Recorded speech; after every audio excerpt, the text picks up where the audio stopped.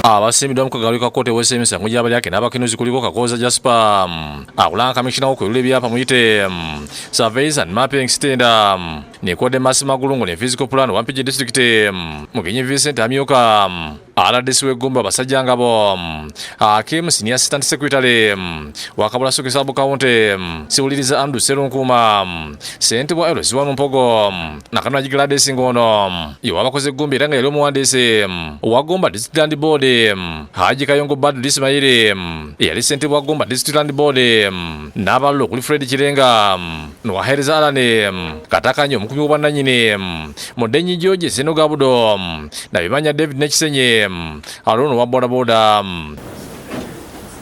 Chigaiwan nga bakulemedwa mu Kakoza Jasper bajingirira ebbaluwa ne bagitwala ku minisitule y'ettaka eraga nti lize y'ettaka lya Madvani bwe yaggwako edda 28 wabula ng'ettaka lino lyali ku kyapa kya Free Road era nga lyali lya Madvani Group Limited wano basomedde emisa okupima nange ekimbagiza wakati wa 2016 ne 2017 mu Gomba nga kuliko okujingirira ebiwandiiko n'ebyapa n'okozesa obuwoofiisi zaabwe musango gwa kujjingirira mu kutwala ettaka eryali ku folio 60 folio 4 mu Gomba nga lyali lya Madhivaani Group Limited. Bano emisango wagyeganya luddu lwabe ne lutegeeza kulunze kukyagenda mu maaso.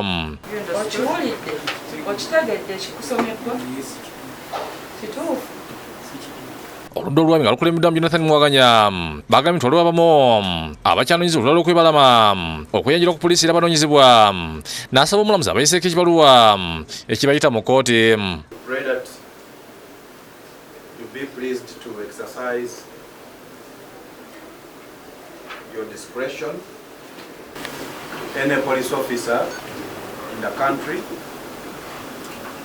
to cause their arrest and production in court as soon as possible. Oluddu lwabira nga lukulembeddwa mu mwezi Galukutana bagezezza okusabira abantu okweyimirwa wabula omulamuzi Esther Asiimwe n'abategeeza ng'obudde bugenze n'abasindikira Luzira okutuusa nga 3 omwezi guno. We have instructions to apply for bail. Let's just conclude. You have a right to apply for bail, but we are not going to do bail today. Lwasatu wiiki ejja olujjaba lwakusatu omwezi guno